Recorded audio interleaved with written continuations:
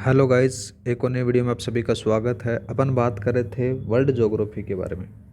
उम्मीद करता हूं कि आपको जो वर्ल्ड ज्योग्राफी है एकदम आसान तरीके से याद हो रही होगी और पीडीएफ फाइल आपको प्रॉपर मिल रही होगी। उत्तरी अमेरिका कॉन्टिनेंट के बारे में अपन बात कर रहे थे, जिसमें से पार्ट 1 अपन कंप्लीट कर चुके थे। पार्ट सेकंड के बारे में अपन बात करते हैं। पार्ट सेकंड के अंदर से कौन कौन सी जैसे नदियों के बारे में बात करें तो इस कॉन्टिनेंट के अंदर से कौन कौन सी आपको नदियां देखने को मिलेगी उनके बारे में चर्चा करते हैं। तो इस कॉन्टिनेंट के अंदर से पहली नदी आ जाती है मिसिसिपी मिसौरी आ जाती है। याद रखना, मिसिसिपी मिसौरी ये जो नदी है ये यूएसए में जाती है। और इस नदी जो नदी है ना, वो इस महाद्वीप की सबसे लंबी नदी मानी जाती है। कौन सी नदी है? Mississippi Missouri. ये भी आरपीएससी के द्वारा पूछा गया है गाइज। और बात करें तो विश्व की तीसरी सबसे लंबी नदी मानी जाती है मिसिसिपी मिसौरी। ठीक है। और इसके आसपास मक्का और गेहूं का उत्पादन प्रसिद्ध माना जाता है। ठीक है। इस नदी के जो उत्तरी भाग में गेहूं की पेटी फेमस मानी जाती है, मध्य भाग में मक्का की खेती होती है और दक्षिणी भाग के अंदर से कपास पेटी है वो फेमस मानी जाती है। ठीक है गाइज। मक्का के मामले के अंदर से जो यूएसए है वो सबसे बड़ा उत्पादक देश माना जाता है। किसके लिए? मक्का का। ठीक है। सेंट लुई के बारे में बात करते हैं। सेंट लुई नगर है, ये मक्के की मंडी कहलाती है। क्या कहलाती है? सेंट लुई है नगर है वो मक्के की मंडी कहलाती है। वो यूएसए में है और ये इसी नदी के किनारे है। याद रखना गाइज। और बात करें तो मिसिसिपी मिसौरी नदी के मुहाने पर एक बंदरगाह देखने को मिलेगा। उस बंदरगाह का नाम जरूर याद रखना। नाम आ जाता है न्यू ऑरलिनियस बंदरगाह आ जाता है। ये बंदरगाह फेमस क्यों है? ये बंदरगाह इसलिए फेमस माना जाता है क्योंकि यहाँ पर कृषि उपकरणों के लिए प्रसिद्ध है। ठीक है। और आगे बात करें तो एक थोड़ा सा ज़रूर याद रखना, जो ये नदी है ये नदी पक्षी के पंजे के आकार का डेल्टा बनाती है। ये बहुत बार पूछा गया है। ठीक है। कौन सी नदी पंजे के आकार का डेल्टा बनाती है? अगर पक्षी के पंजे के आकार का डेल्टा बनाती है तो मिसिसिपी मिसौरी नदी है, यूएसए के अंदर से वो बनाती है। ठीक है गाइज। आगे बात करें तो आगे जाकर ये जो नदी है ये मेक्सिको की खाड़ी में गिर जाती है, अर्थात अटलांटिक महासागर में जाकर इसका समापन हो जाता है, उसमें जाकर ये मिल जाती है। ठीक है। नेक्स्ट नदी के बारे में बात करते हैं। नेक्स्ट नदी जाती है कोलोरेडा।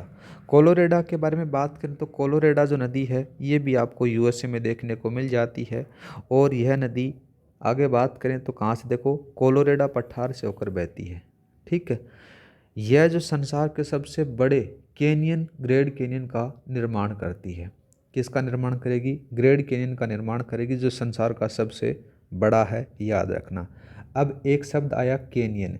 कैनियन क्या होता है वो भी मैंने यहाँ पर लिखा गया है कि क्या होता है कैनियन। उस कैनियन के बारे में बात करें तो लंबा गहरा संकरा भाग जिसे नदियाँ पठार का काट कर बनाती हैं उसको कैनियन कहा जाता है। ठीक है। एक और इससे संबंधित एक नाम आता है जिसका नाम आता है गार्ज। गार्ज भी बहुत बार पूछा गया है। तो नदियाँ जो पर्वतों को काटकर गहरी घाटियाँ बनाती हैं उसको गार्ज कहा जाता है। ठीक है गाइज। और इस नदी पर बांध हैं, दो बांध आपको देखने को मिलेंगे। एक का बांध आ जाता है हुबर, दूसरे का नाम आ जाता है बोल्डर बांध। कौन सा आता है? हुबर और बोल्डर बांध इस नदी के ऊपर बने हुए हैं गाइज। आगे बात करते हैं। और बात करें तो जो कोलोरेडा नदी है ना, ये नदी कैलिफोर्निया की खाड़ी में गिरती है और जवार नदमुख का निर्माण करती है गाइस। इस प्रकार से जो कोलोरेडा नदियाँ है वो कंप्लीट हो जाती है। आगे बात करते हैं। नेक्स्ट नदी आती है कोलंबिया। कौन सी नदी आती है गाइस? कोलंबिया के बारे में बात करते हैं। कोलंबिया कहाँ पर है? ये यूएसए में आ जाती है। ये याद रखना कहाँ पर है? यूएसए में। इसके ऊपर से दो बांध बने गए हैं। कौन कौन से? एक का नाम आता है ग्रैंड कोली और दूसरे का नाम कौन सा लिखोगे तो नाम याद रखना बॉन विरले बांध। कौन सा आता है? बॉन विरले बांध है। ये दोनों के दोनों बांध यूएसए में है। यह जो नदी है ये प्रशांत महासागर में गिरती है और इसकी एक सहायक नदी आती है और सहायक नदी याद रखना वो स्नेक सहायक नदी है। ठीक है गाइज। नेक्स्ट नदी के बारे में बात करते हैं। इसके बारे में बहुत बार पूछा गया है आरपीएससी ने, हडसन नदी। हडसन के बारे में बात करें तो हडसन है ये न्यूयॉर्क में है। यह सबसे बड़ी समुद्री कैनियन का निर्माण करती है। कैनियन के बारे में मैंने बता दिया कि कैनियन क्या होता है। तो याद रखना, आपसे सीधा सीधा सवाल पूछा जाएगा कि सबसे बड़े समुद्री कैनियन का निर्माण करने वाली नदी कौन सी है, तो उसका नाम याद रखना हडसन नदी है। ठीक है। नेक्स्ट नदी के बारे में बात करते हैं, पोटोमेक। पोटोमेक क्या है, तो पोटोमेक नदी के बारे में बात करें तो इस नदी के तट पर वाशिंगटन डीसी है वो स्थित है, याद रखना। नेक्स्ट बात करते हैं टेंसी नदी, ये भी आरपीएससी के द्वारा पूछा गया है, ये यूएसए में है। कहाँ पर है टेंसी नदी, यूएसए में आ जाती है। और बात करें तो यह संसार की सबसे पहली बहुउद्देश्य नदी घाटी परियोजना ओहिया की सहायक नदी है, याद रखना। इसलिए इसको बार बार पूछा जाता है आरपीएससी के द्वारा। नेक्स्ट नदी आती है सेंट लॉरेंस नदी। सेंट लॉरेंस नदी के बारे में बात करें तो ये कनाडा और यूएसए की सीमा बनाती है। किस किस को, सेंट लॉरेंस नदी है वो कनाडा और यूएसए की सीमा बनाती है और ये ओंटारियो झील में से निकलती है। ठीक है। और इस पर तीसरा सबसे बड़ा व्यवसाय मतलब आंतरिक जलमार्ग, आपको व्यस्तम जलमार्ग है वो देखने को मिल जाता है। ठीक है। कौन सी नदी पर, सेंट लॉरेंस नदी के ऊपर। आगे बात करें तो इसके तट पर दो नगर हैं, कौन कौन से, एक तो का नाम आता है क्यूबेक और दूसरे का नाम आता है मॉन्ट्रियल। मॉन्ट्रियल बात करें तो ये कनाडा का सबसे बड़ा नगर माना जाता है और यह नदी सेंट लॉरेंस की खाड़ी में गिरती है जो अटलांटिक महासागर में है। वहाँ पर जाकर ये सेंट लॉरेंस नदी है वो समापन हो जाता है। अब बात करते हैं कनाडा की नदियों के बारे में। यूएसए की नदियाँ आपने देखी कौन कौन सी नदी जाती है, तो कनाडा की नदियों के बारे में बात करें तो पहली नदी आती है मैकेजी। मैकेजी क्या है, ये सबसे लंबी नदी मानी जाती है, याद रखना। ठीक है। दूसरी नदी जाती है यूक और तीसरी आ जाती है पीस। ये तीनों की तीनों नदियाँ कनाडा की नदियाँ मानी जाती हैं। ठीक है गाइस। आगे बात करते हैं झीलों के बारे में। उत्तरी अमेरिका की जितनी भी झीलें हैं उनके बारे में अपन चर्चा करने वाले हैं। नदियाँ अपनी कंप्लीट हो चुकी हैं। आगे बात करें तो देखो झीलों के बारे में बात करें तो कनाडा की झीलें अपन देखते हैं। कनाडा की जितनी भी झीलें हैं वो सारी की सारी क्या हैं, मीठे पानी की हैं और हिमानी अपरदन से बनती हैं, मतलब कि बर्फ़ से बनती हैं। सारी की सारी क्या हैं, मीठे पानी की झीलें हैं। इससे ये साबित होता है कि कनाडा के अंदर से कोई भी खारे पानी की झील आपको देखने को नहीं मिलेगी। अब बात करते हैं, पहली झील आ जाती है ग्रेट बियर झील। ये आरपीएससी के द्वारा पूछा जाता है और ये रेडियम शहर में स्थित है, इसके तट पर, याद रखना। ठीक है। दूसरी झील आ जाती है ग्रेट स्लेव और तीसरी आ जाती है कौन सी, नेक्स्ट आती है अथावस्का झील। अथावस्का झील के बारे में बात करें तो इसके तट पर यूरेनियम सिटी स्थित है और कनाडा है वो विश्व का दूसरा सबसे बड़ा यूरेनियम उत्पादक देश माना जाता है। ठीक है। आगे बात करें तो नेक्स्ट झील आती है रेनडियर। रेनडियर के साथ में ही दूसरी आती है विनीपेग। ये भी आरपीएससी के द्वारा पूछा गया है। विनीपेग के बारे में बात करें तो कनाडा की सबसे बड़ी झील मानी जाती है और इसके तट पर विनीपेग नगर है वो बसा हुआ है।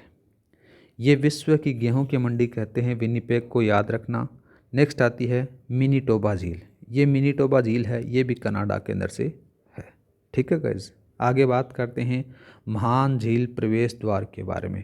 इससे रिलेटेड बहुत बार सवाल पूछे जाते हैं। महान झील महान झील प्रदेश है, ये हिमानी अपरदन से निर्मित है, मतलब कि बर्फ़ से बनती हैं ये, याद रखना।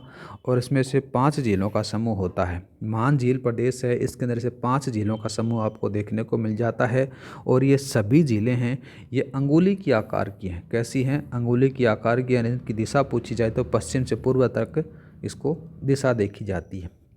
इनको 5 फिंगर लेक्स भी कहा जाता है। आपसे सीधा सीधा सवाल पूछेगा निम्नलिखित में से 5 फिंगर लेक्स कौन से हैं जिसको महान झील प्रदेश है उसको कहा जाता है। ठीक है। क्यों कहा जाता है, क्योंकि मैंने बता दिया कि अंगुली के आकार के होने के कारण इसको 5 फिंगर लेक्स कहा जाता है। अब बात करें कि वो 5 फिंगर लेक्स कौन कौन सी हैं, उन्हीं के बारे में बात करने वाले हैं।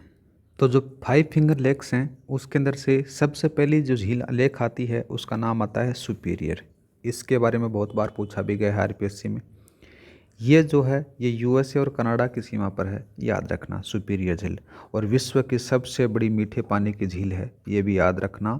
और विश्व की दूसरी सबसे बड़ी झील भी इसको कहा जाता है। इसके तट पर सेंट साल्ट मेरी, कौन सा, सेंट साल्ट मेरी नगर बसा हुआ है, वो कनाडा का है। ठीक है गाइस। नेक्स्ट बात करते हैं मिशिगन के बारे में। मिशिगन है, ये क्या है, ये झील 5 झीलों में से एकमात्र ऐसी झील है जो केवल यूएसए में है, और जो 4 झीलें हैं वो कनाडा और यूएसए की सीमा पर बनी हुई हैं। इम्पोर्टेंट है, याद रखना, महान झील प्रदेश है, ये बहुत बार पूछा जाता है, आज ये लगा लो चाहे इसको, इम्पोर्टेंट, ठीक है ना, ज़रूर छपेगा इससे रिलेटेड क्वेश्चन अगर आएगा तो वर्ल्ड ज्योग्राफी से, ठीक है ना। आगे बात कर रहे थे अपन, सुपीरियर देख लिया था, मिशिगन देख रहे थे। मिशिगन के बारे में बात करें तो अन्य जो 4 हैं वो यूएसए और कनाडा की सीमा पर आपने देखा, और इसके तट पर क्या है, शिकागो नगर बसा हुआ है। संसार की सबसे बड़ी जो मांस मंडी है ना, वो भी आपको यहाँ पर देखने को मिल जाती है मिशिगन के अंदर, ठीक है। हुरान के बारे में बात करते हैं। तीसरी कौन सी आती है, हुरान, यह दूसरी सबसे बड़ी मीठे पानी की झील है। याद रखना, सुपीरियर को हुरान से सू नहर जोड़ती है। कौन सी, सू नहर जोड़ती है गाइज। क्लास की पीडीएफ फाइल मैं आपको टेलीग्राम पर दे दूंगा, टेलीग्राम का जो लिंक है डिस्क्रिप्शन में दे रखा है, वहाँ पर जाकर आप ज्वाइन कर सकते हो, हर क्लास की पीडीएफ आपको मिल जाती है। आगे बात करते हैं हुरान के बाद में इरी झील के बारे में। इरी झील क्या है, हुरान को इरी से इरी नहर जोड़ती है, याद रखना, और इसके तट पर कौन सा नगर बसा हुआ है, डेट्रॉइट नगर है वो बसा हुआ है, और ये किसका है, ये यूएसए का है, याद रखना। यहाँ पर क्या है, मोटर गाड़ी उद्योग के लिए प्रसिद्ध माना जाता है, जो फोर्ड है ना उसका मेन कारखाना इसी के पास में देखने को मिलेगा, या फिर डेट्रॉइट नगर के अंदर से है। आगे बात करते हैं नेक्स्ट, ओंटेरियो।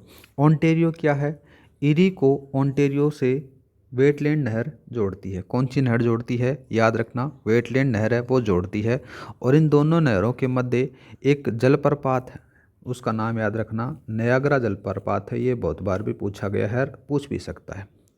आगे बात करें तो एक नाम आता है grand salt lake. Grand salt lake है, ये यूएसए में है, और संसार की तीसरी सबसे खारी पानी की झील मानी जाती है, ठीक है गाइस। आगे बात करते हैं अपन घास के मैदानों के बारे में। हेडिंग डालो आप यहाँ पर, घास के मैदान, घास के मैदान। मेरी कोशिश रहेगी आपको वर्ल्ड ज्योग्राफी एकदम सरल तरीके से याद करवाने की। घास के मैदानों के अंदर से सबसे पहले बात करते हैं अपन किसके बारे में, प्रेरी के बारे में, ठीक है। इसके बारे में चर्चा करें तो आपको सारी चीज़ें आपको देखने को मिलेंगी। ये है कहाँ पर, ये यूएसए में आपको देखने को मिल जाता है। किस प्रकार का है, तो शीतोष्ण टाइप का है। कैसा है, शीतोष्ण, शीतोष्ण घास के मैदान इसको कहा जाता है, याद रखना, कौन सा, शीतोष्ण घास का मैदान है, ठीक है। और बात करते हैं तो गेहूं की टोकरी भी इसको कहा जाता है, याद रखना, ज़्यादा कुछ इसके अंदर से पूछा नहीं जाता है। प्रेरी है, ये ही थोड़ा सा इम्पोर्टेंट है, याद रखना। आगे बात करते हैं मरुस्थल के बारे में, ठीक है। यहाँ पर लिखो मरुस्थल। मरुस्थल के बारे में जिक्र करें तो आपको कौन कौन से 2 मरुस्थल देखने को मिलेंगे इसके अंदर से, तो आपको 2 मरुस्थल देखने को मिलेंगे।